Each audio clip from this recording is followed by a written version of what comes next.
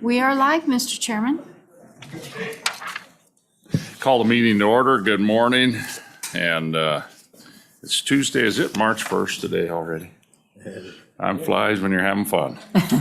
And appreciate everyone being here. And we'll come to order. We've got 3 bills. First on our business is to take roll. So Representatives Baker. Here. Gray. Here. Hallinan. Online, sir. yes. Here. Henderson. Here. Jennings. Here. Roscoe. Here. Sweeney. Here. Yin. Here. Mr. Chairman. Here. Mr. Chairman, we have 9 present, well, 8 present, 1 on Zoom. Beautiful. Doctor, you're looking very good on the Zoom this morning. Thanks. Okay, welcome, folks, to the meeting this morning. Appreciate you all being here. We've got 3 bills. We're just going to go in numerical order. It's how we've noticed them. And I think I'm looking out at this audience. Everybody here is a veteran of the process, and look forward to your input on these bills. Okay, so the first bill for our consideration is Senate File 19, County Optional Property Tax Refund Program. This is, of course, sponsored by Joint Revenue, and it's been championed by our own Representative Yen. So thanks for explaining the bill to us. Mr. Chairman, thank you. I bring you Senate File 19, County Optional Tax Refund Program. As you said, that this is something that we all saw during the interim. We decided to sponsor it, but I'll go through it just for the public and for us to just refresh our memory. So the essence of this program is that it's essentially just a county optional version of the statewide program that we have in our statute books already.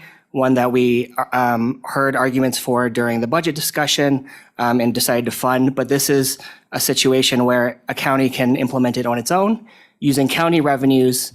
And so without any state funding, they can help work on their own problems on their own. And so going through the bill, page 1 is essentially having the statutory authority for a county to implement the option.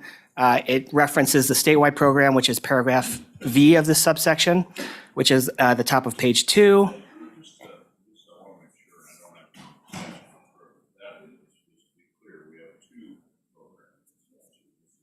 Administered by the Department of Revenue. That is correct. Right. The one by the Department of Revenue that is specific based on income and asset limits. And so on page 2, it goes into the timing, so first Monday of June, and you have to be in the state for not less than 5 years, so this matches the statewide program. It's the exact same language. Going into the bottom of page 2, this is a new portion. This is something that requires them to be in their home for 9 months of the year, so we're trying to make sure that we don't have second homeowners able to qualify for this program. I think realistically, the income and asset limits keeps them from qualifying no matter what, but this puts an additional qualification that, look, we're making it very clear. We don't want second homeowners taking advantage of this. Going into page 3, this is also the exact same language in the statewide program. It's income limitation, so this is income means testing, no more than 3/4 of the median gross household income. And then that just to remind everyone, that's based on economic analysis by ANI. And so they have the median income of the county for every county. They release it every year. That's what the Department of Revenue uses to determine whether someone qualifies for the statewide program. Going into page 3, this is the asset requirements. So this is again the same, and it refers to the same subsection in the statewide program. There are asset requirements.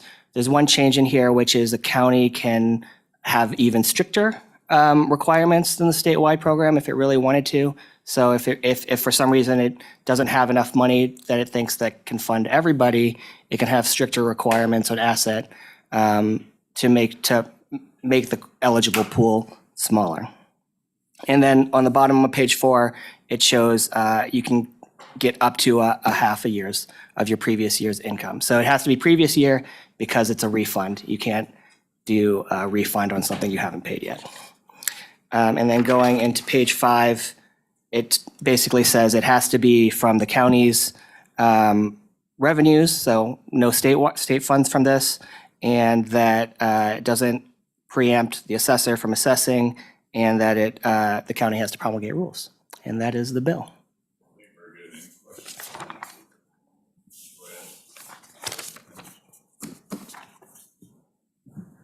Thank you, Mr. Chairman. And I think this bill has some potential. So my question is, why limit it, given, for example, some areas of our state that have a very high demand, for housing in that market, and then there's also the rents are driven up very high. Why limit it? And how can we make it available to everyone?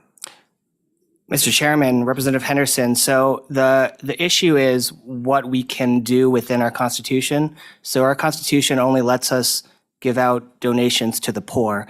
And those qualifications have been in our statewide program for a long, long time.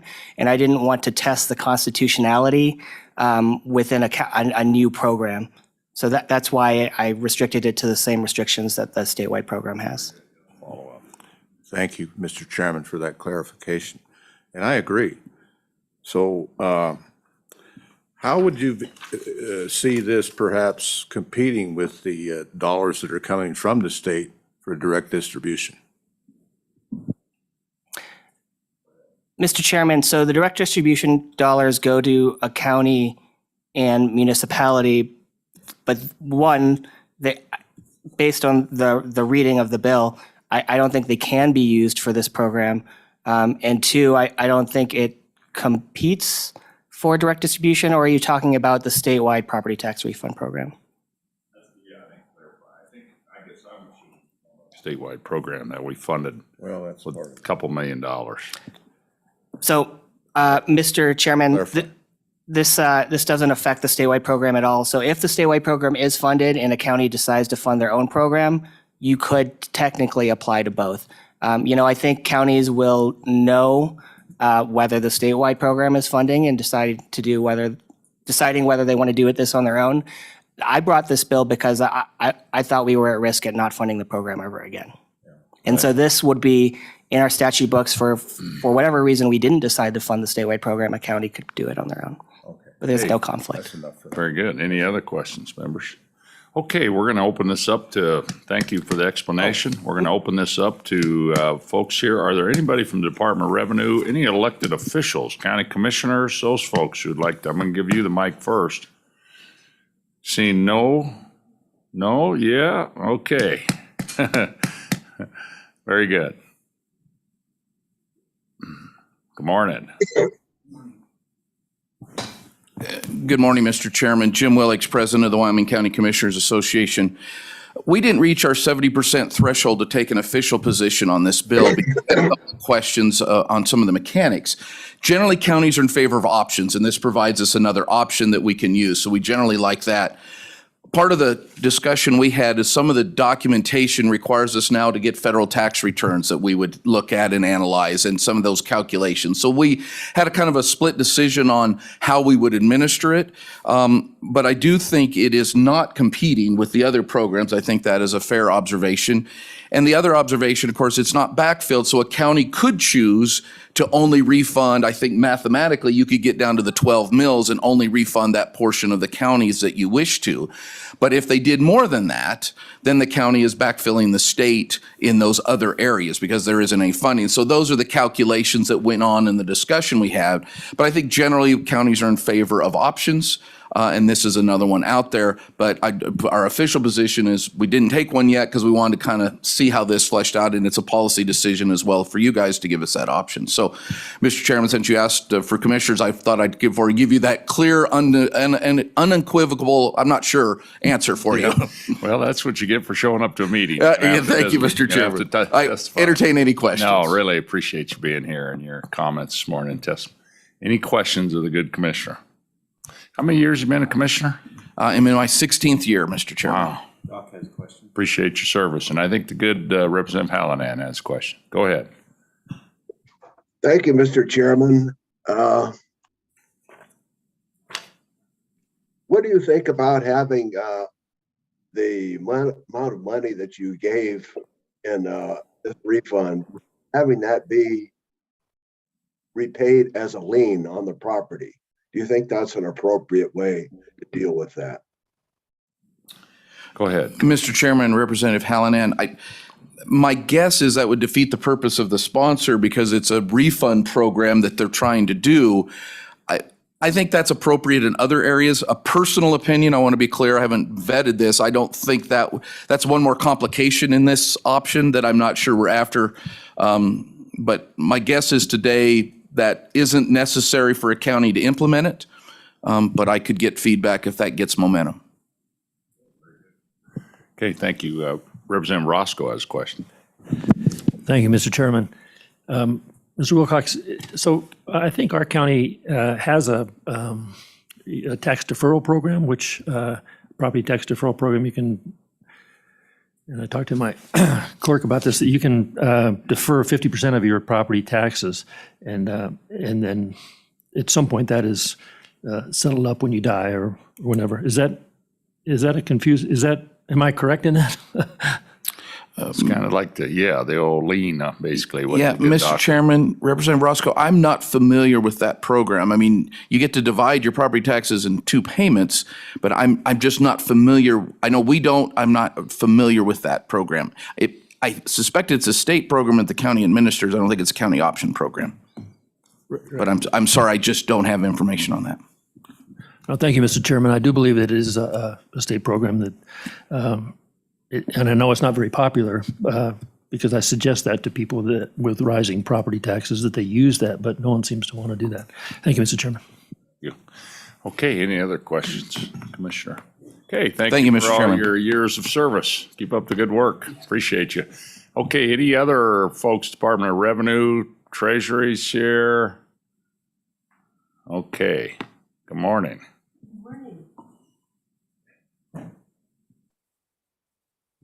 Good morning, Mr. Chairman. Brenda Henson, Department of Revenue. I thought perhaps I could clarify in the property tax deferral program. That is another county optional program that is available in statute. To date, originally when that law went in place, we had 4 counties that entertained it. That law does require that the counties promulgate rules to implement the program. I believe Sheridan County had it at one point. I was thinking that Teton County was the only county at this point that actually funds that program. And you're right, it does create a lien on the property, and it has not been utilized to a great extent. So certainly this program, again, giving the county the option. One thing that's nice in Representative Yin had utilized the same language as the statewide property tax refund program. But because it is specific, both the median income criteria and the 1/2 of the median residential property tax bill is specific per county. So those counties that have the higher market values have higher thresholds as far as what that 1/2 is. Those counties that have the highest income levels have a higher threshold. So originally when the statewide law went into place, they felt that that was more appropriate for this type of a program.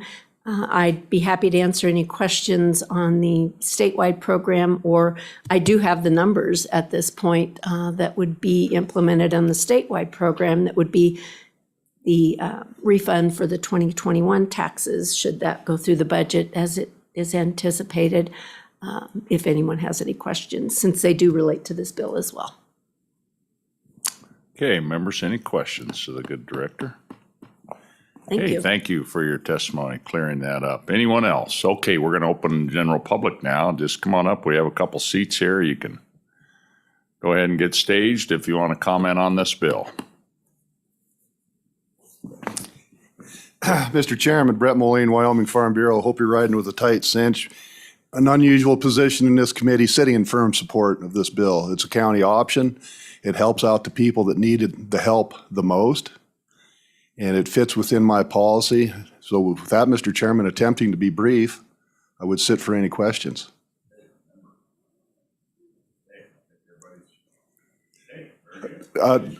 Mr. Chairman, if I may, I need to be in another committee, and I've talked with the good Representative Yen on the next bill. And just to let you know, Wyoming Farm Bureau sits in favor of that bill as well. You got a twofer, sir. So I appreciate the breach of protocol, but allowing me to do that, sir. No questions, sir? Okay, thank you.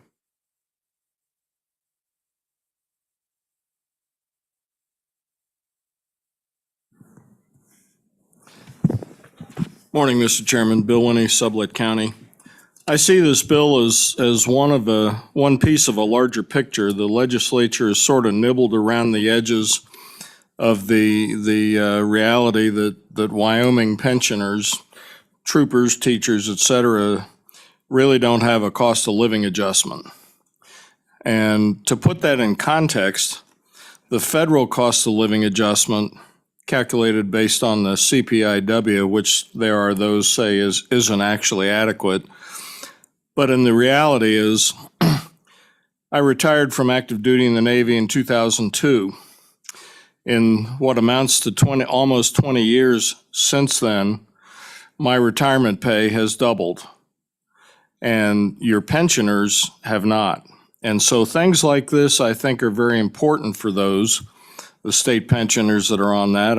I consider it an obligation of the state either to do the COLA or provide some other relief, which, like I said, this is a picture of that. You know, your services that the taxes pay for, their costs are rising, and the county commissioners have to cope with that. Well, their citizens have to cope with the fact that they should get a commensurate rise in their income if they're a pensioner or something like that. So, subject to your questions, thank you very much, Mr. Chairman.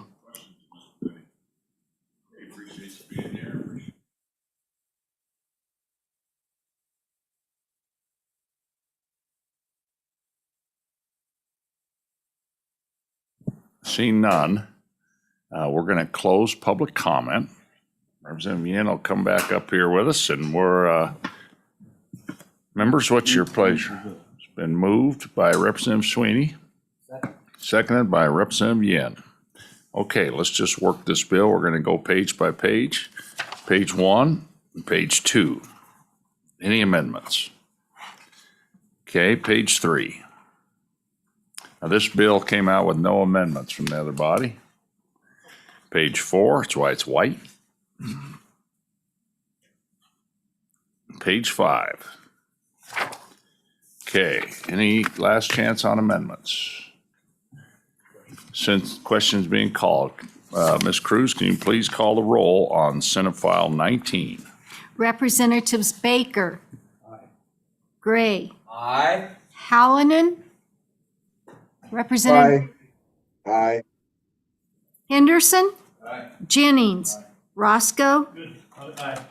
Sweeney. Yen. Aye.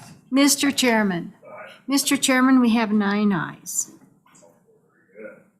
Okay, the next bill for our consideration is Senate File 34. Okay. This is a repeal of a tax. You can see the fiscal note on the back side. Is there any questions, members of the committee? I'll open up to public comment. Anybody here would like to comment on this little bill? Okay. See no public comment, close public comment. Members, are there any amendments? I guess I better back up. What's your pleasure? Moved by Representative Jennings and seconded by Representative Henderson. Okay, any amendments? Seeing none. Question being called. Please call the roll on Senate File 34. Representatives Baker. Aye. Gray. Aye. Hallinan. Aye. Henderson. Aye. Jennings. Roscoe. Sweeney. Aye. Yen. Aye. Mr. Chairman. Aye. Mr. Chairman, we have 9 ayes. Okay, very good. Next bill for our consideration is Senate File 38. Okay, we've had a Senate amendment or two on this.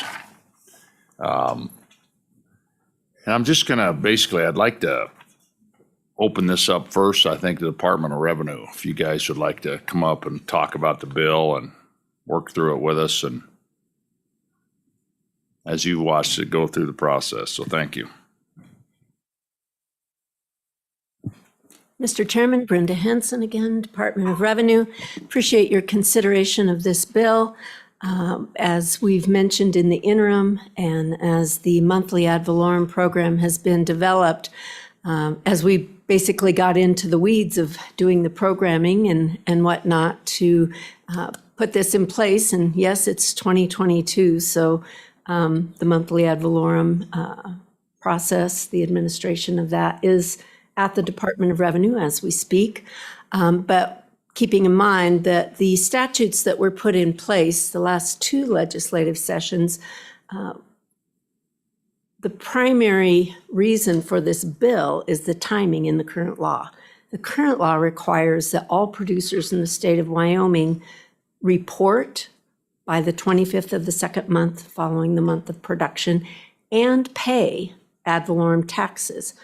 So as you can imagine, the formula for calculating ad valorem property tax is value times the mill levy equals tax dollars. So what the current law would require is all producers to identify the county in which that production was made, and then identify the mill levy from the prior year for that tax district to calculate a tax amount and then remit it the same day that they file their report. What at the Department of Revenue, what we found might be a better solution would be for the producers to report basically their severance tax as they've done historically, and that's the same dates. And then what we would do at the department is take that information, identify the county, identify the prior year mill levy, generate an invoice, and then we would send the invoice to the producer, and then they would pay the bill no later than the 25th of the third month following production. That's what this bill does.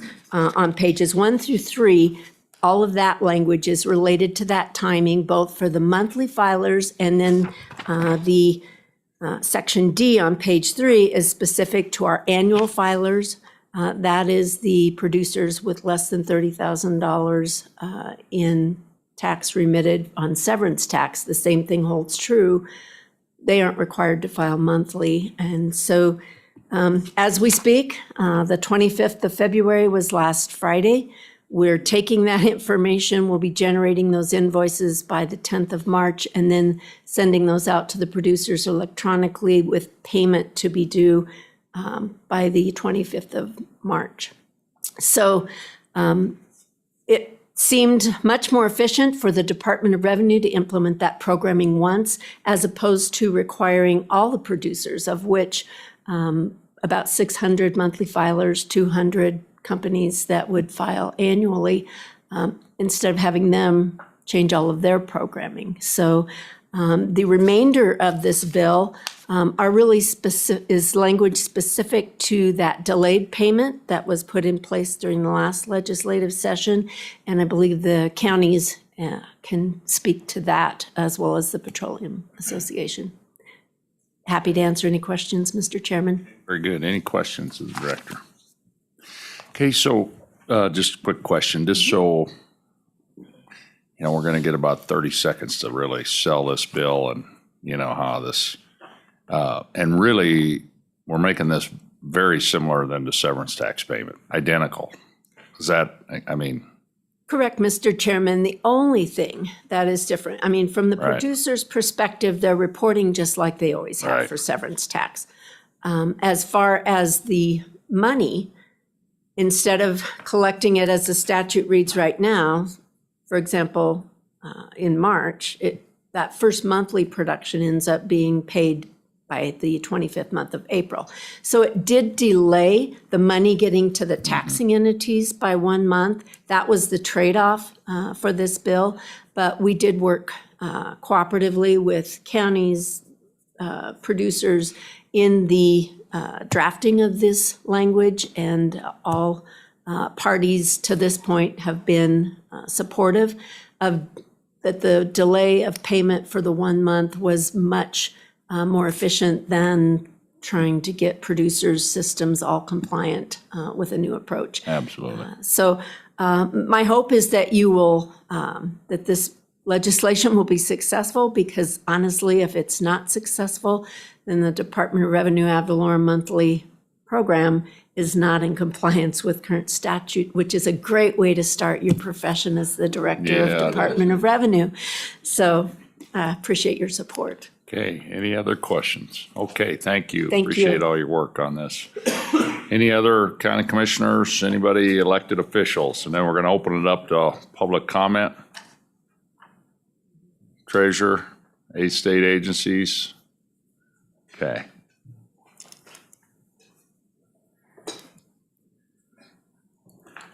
Good morning. Good morning, Mr. Chairman, members of the committee. I'm Jeremiah Reeman here on behalf of the County Commissioners Association. You met our board president here earlier, so I won't reintroduce him. This is a critical piece of legislation for all of us, and including All the of us. counties, really all of us. The children to the old people. This is the entire state, That's every correct. service. Yes, Mr. Chairman. Mr. Chairman, I did want to hit on a few other elements of the bill just quickly. The director pointed out the changes through page 3, really over into the top of page 4. At the bottom of that page is a critical element in the bill. There was some concern that the legislation at the bottom of, or the previous statute at the bottom of page 4, suggested that if you paid the full of your 2020 production year, then you could actually forego the taxes on the other 6 months of this deferred payment. And that was never the intention of any of us, so we're just cleaning that language up. LSO has kind of just flipped the language as you see it moving over to page 5. Mr. Chairman, in the middle of that page is another important element, and that is simply to state that the county treasurers or the counties themselves will have to track this deferred payment and the incoming money from companies and provide companies an annual invoice for the amount. There was some suggestion in our discussions earlier this year that the counties might just send one invoice and then you're expected to keep that at the top of the desk for 13 years, which is unacceptable and certainly not what we want to have happen at my organization, so we added that language. Mr. Chairman, going into the next portion of the bill, which then flows over onto page 6, really is what do we do if there are any missteps in making those deferred payments. So at the top of page 6, you see a provision that if there is one failed payment, then the interest and penalties would be calculated back to the missed payment. So in this instance, it would be the December, just behind you. If the second payment is missed, then you would have to pay the full of that deferred tax. So you wouldn't be given the 13 years to repay that. And then the bottom of that page is if you sell, divest, or liquidate the assets, then there's a time frame in there by which you will pay the entirety of that deferred tax. We want these things paid. We don't want to have them rolling over. Mr. Chairman, moving over to page 7, this is the change that the Senate made. It was at the request of industry on lines 5 through 7, and that just simply says that nothing shall prohibit a taxpayer from voluntarily remitting the entirety of that 13-year deferred payment right now. And in fact, we've had a few companies, but to the industry's credit, they did kind of, if you had a literal read of this, you could say that you can only pay in those, 13 payments. So this is a good addition from our perspective. Mr. Chairman, the last piece there really is the loan fund for counties. The school districts are taken care of elsewhere. This addresses the unmet need with the $16.7 million you've already appropriated to counties, special districts, and community colleges. Mr. Chairman, during the interim, I did provide you all a spreadsheet. I've got those here. I can run you through that, but I don't want to take up time on something that we've already reviewed as a group during the interim if you don't need that. So with that, Mr. Chairman, I would stand for any questions.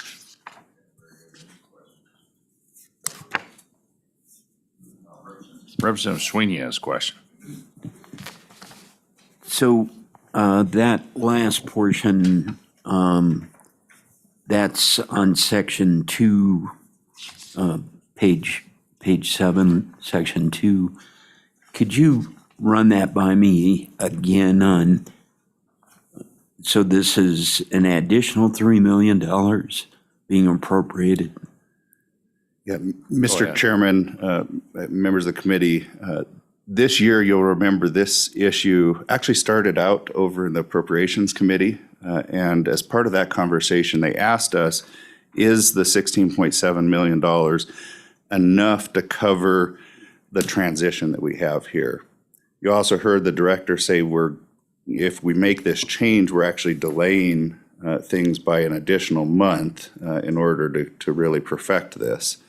So I had to go back to the counties and say, what is your need? Who's going to take a loan? Who's not going to take a loan? And there are some counties that said, we are not taking a loan. So for example, Converse County has said, we're not taking one for ourselves. We may take it for the special districts.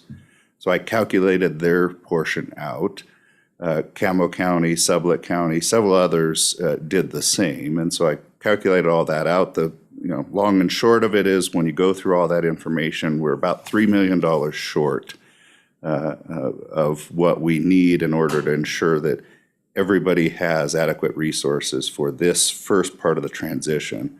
Again, remember, this is a 0% interest loan that will be entirely paid back, the same terms that we're allowing industry to pay its deferred portion. Okay.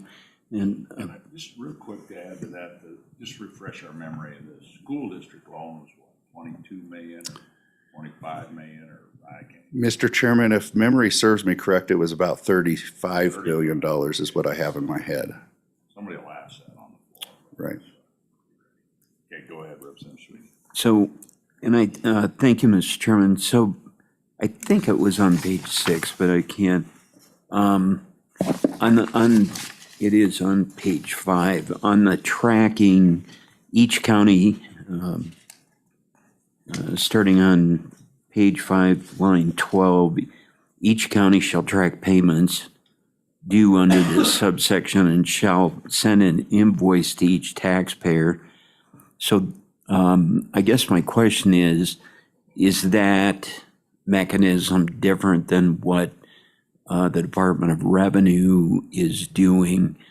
So the tracking mechanism from the department falls down to the county, and then who actually, is that the county treasurer's duty or county clerk or county assessor?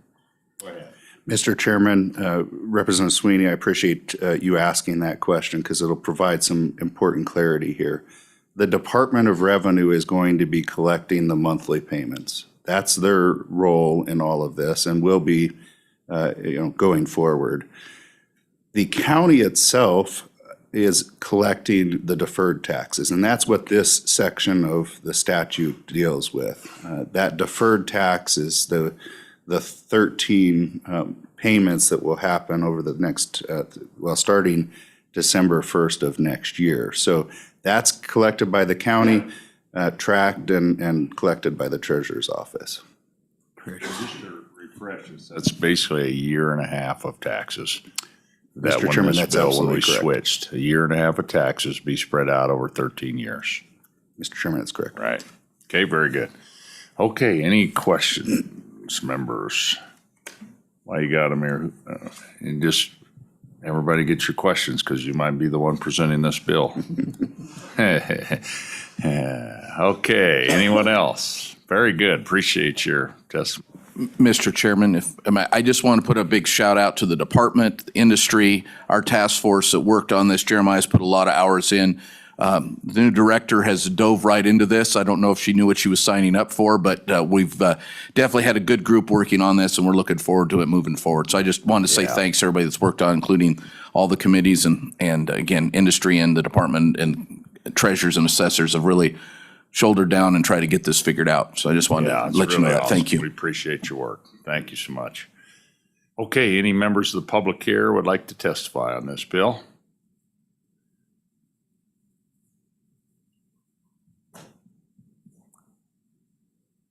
Morning. Good morning, Mr. Chairman.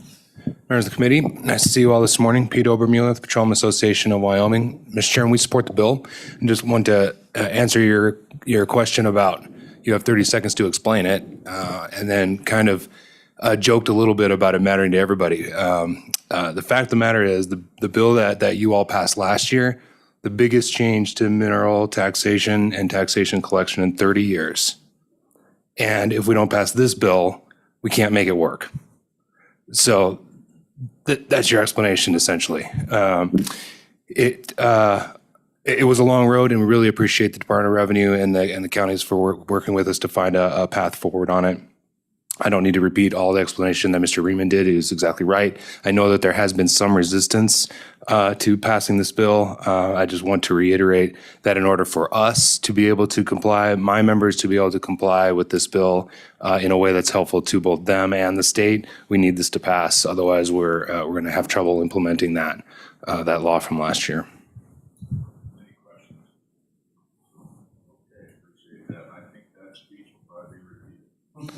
Okay, very good. I think So- we have a question. So when, thank you, Mr. Chairman. So when you say that a difficulty in implementing both from the state perspective and industry perspective, is that what I'm hearing? Yeah. Thank you, Mr. Chairman, Representative Sweeney. Thank you for the opening. I'll just briefly touch on two things. So remember, there's the two different parts of this bill that are dealing with the two different parts of this change. So you got the monthly payments that we're in right now, and then we got the deferred payments later. It helps correct both of those on our for industry. On the monthly payment side, the timing as set up under the statute right now is simply too short to meet the in order to figure out how much a company owes and for them to be able to turn around and pay that. That window under the current law is too short to meet. This bill adds another month, which will allow for the department who came up with this really clever plan of using severance in order to calculate the estimated payments, calculate that, turn around, send an invoice, and for my members, turn around and send that payment back. That is a major correction on the monthly part. Over here on the deferred payment part, the penalties and interest attached to potential missed payments, even missed payments by just normal human error, were quite punitive. If you missed a payment, perhaps by accident in the 12th year, interest and penalty reached all the way back to January 1 of 2021. This bill corrects and makes very clear the dates at which penalties and interest apply and how to move forward from that. And then also add some important language about what if a company uproots and leaves a county or leaves the state entirely, what happens in those cases. So it corrects both of those for industry. And you heard Ms. Henson, Director Henson, talk about how it helps the state. Very good. Follow up? Yes, thank you, Mr. Chairman. So when you just mentioned, a company leaving, which may be caused by a bankruptcy, which with these uncertain times, who knows what's going to happen to our industries across the board. But how does that play into all of this, whether it's deferred payments and the monthly payments? How does that interact a bankruptcy? Mr. Chairman, Representative Sweeney, our industries are strong and are going to get stronger, first of all. Secondly, there's a lot of interplay between all of these things and other bills that you all have worked on. So there is the process that we've established here, which remember the entire goal was to shorten the gap between production and payment. The idea there was to try to make sure we capture more revenue at the outset before a bankruptcy starts to happen, and also to trigger notice if payments aren't being made. That was sort of the structure of taxes dealt with in this one. You all already passed, it's over on the other body now, a new enforcement mechanism also where the Oil and Gas Conservation Commission can, under certain scenarios, step in and seal a well if payments are delinquent over a certain period of time and they've met a requirement at hearing at OGCC. Then, sort of a little bit more under the radar, but we think very important, a bill you passed and then corrected over the past couple of years, lien priority. And the lien priority inserts county and county taxes from January 2021 moving forward, inserts taxes as the priority lien in the case of bankruptcy. So there's mechanisms now both on the front side before bankruptcy and on the back side after bankruptcy that can help the state recover what they can recover. But on the bankruptcy point, I just want to take the opportunity, Mr. Chairman, to remind folks that bankruptcy is a legitimate legal process. And just bankruptcy by itself does not make for a bad actor. And I think we have processes in place to make sure that everyone can remain whole in that case. Just to kind of remind us too, the taxes on the deferred part, 13-year payback, was that half of 19 and all of 20? And just remind me, that's just a little nerdy question, but. Yeah, Mr. Chairman, I appreciate that. It's all of, it's half of production year 2020. Okay. And all of production year 2021. Is that correct? All right, good. I'm getting nods. Okay. Never know what question you might get asked. Right. I'm just trying to get our homework done. Okay. Representative Baker has a question. Thank you, Mr. Chairman. So I just have a quick question about on page 6 that talks about the divesting and liquidates. Could you just briefly go over the qualifications under Chapter 14 again that's referenced in the bill? What line are you on? Oh, so that'd be line 16 through 18. Yeah, Mr. Chairman, Representative Baker, yes. So you may recall that this actually, Romanet 3 was sort of the last remaining sticking point to getting everyone on board with this bill. And so what that is essentially saying is we wanted to make sure that if a producer up and left Sweetwater County, but maybe they operated in another part of the state, how could we trigger that they needed to pay the ad valorem taxes in Sweetwater? What would be the appropriate trigger?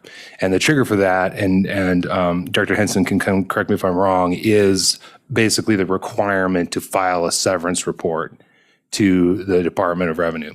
If you're not filing severance anymore, it means you don't have ad valorem either. And that's a trigger to everyone involved that you no longer, you've uprooted your production and you're not producing anymore in Sweetwater, so you owe Sweetwater County the ad valorem.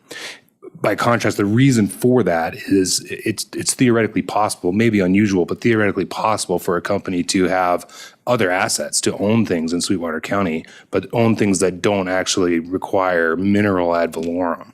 So we didn't want to have people, we wanted to be tied to production. And the way to tie it to production is by those severance tax reports, which is Chapter 14 of the title.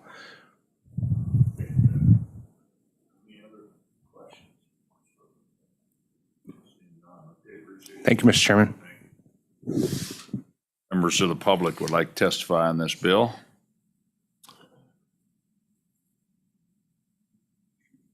Mr. Detai. Thank you, Mr. Chairman. Good morning, members of the committee. Travis Detai with the Wyoming Mining Association, and in full support of the bill. This has been a very long process over the last 5 years. We've had a lot of spirited debate, to say the least of it. But here's where we are right now. We're going forward with it. And as my colleague mentioned, this is a tremendous policy shift. Every time I hear the word ad valorem these days, I want to crawl under my desk and curl up in a ball and cry. It's time to put this one to bed. This is a good bill. a lot of tremendous work from Director Hansen, from the counties, from my colleague at the Petroleum Association. A lot of smart people worked on this, smarter than me. Let's get this passed and put this one to bed, Mr. Chairman. I think Representative Sweeney, not that easy. Go ahead. Thank you, Mr. Chairman. So how is the mining industry affected? I've taken it as basically, production oil in particular, but so this also ties to coal and. I think the whole genesis was the bankruptcy in the coal business, and current Speaker Barlow really, he chaired the task force that Management Chairman, Council appointed. We've been pursuing, debating this for many years, and the catalyst for change, unfortunately, was a significant bankruptcy in the coal industry. I would say that, and I don't want to rehash the entire debate from the last 5 or 6 years. My members, which comprise the coal industry, the bentonite, uranium, and trona industry, 99.9 never had an issue with paying their taxes. And we had a significant bankruptcy with one particular company that drove this. And I guess the bottom line, Mr. Chairman, Representative Sweeney, is we're going to be paying our taxes on a monthly basis now. And we're prepared to do so. Just a little history too for the committee, if you recall, it'd be before all of our times, but really went through this same process with severance tax, I think. I mean, severance taxes weren't paid with a 3-month delay initially, I think. I mean, I was like a little, I don't know, I was a little 5th grader running around. Mr. Chairman, I don't even think I was born when that debate happened, and I couldn't answer to it, but some of my understanding as this debate has gone on is that when we switched to severance taxes, we just got rid of an entire production year of taxs and went to a monthly. Right, just forgave that year of and tax. just forgave that year. Yeah, So year it was, and a half, yeah. So with this particular bill and law and what we're going to be doing now, we're going to get all that back, and we've got a 13-year period to do it. A company can pay earlier if they so choose, but I think this is the best we can do, and it's not, frankly, it's not bad. And so I would encourage the committee to push this forward and hope the whole body would support it so that we can get on that schedule and put this whole thing behind us. So really, this 13-year payback, it's about an 8% kind of bonus in tax payments. Mr. Chairman, we're not going to complain about it. Yeah. Yep. I mean, to the counties and all the recipients. And, the and school again, this is the children. work of a lot of folks, the counties, the state, the operators. This is the culmination of a lot of hard work. And again, it's time to put it to bed and move forward. Yeah, very good. Okay, any other questions? Okay, I think. Thank you, you're Mr. good. Chairman. Thank you for your testimony. Okay, anyone else here like to testify on this bill? Really appreciate everybody being here. It looks like we've exhausted that. Nobody online. Okay, very good. We're going to close public comment. Okay, a motion on the bill by Representative Henderson, seconded by Representative Sweeney. Okay, members, we'll just work through this bill, page 1 and 2. Do you have any amendments? Okay, and then 3 and 4, those pages. Okay, any amendments on page 5 and 6? And finally, page 7. Okay. Seeing no amendments. Question being called. Can you please call the roll on Senate File 38?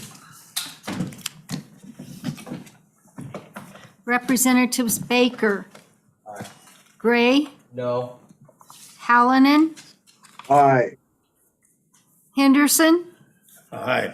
Jennings. Roscoe. Aye. Sweeney. Aye. Yen. Aye. Mr. Chairman. Aye. Mr. Chairman, we have 8 ayes, 1 no, the no being Representative Gray. Okay, any other business for the committee? Okay, so we're going to adjourn, and we'll see how our workload, what other bills we get sent to us. Okay, thank you all. Thanks for coming.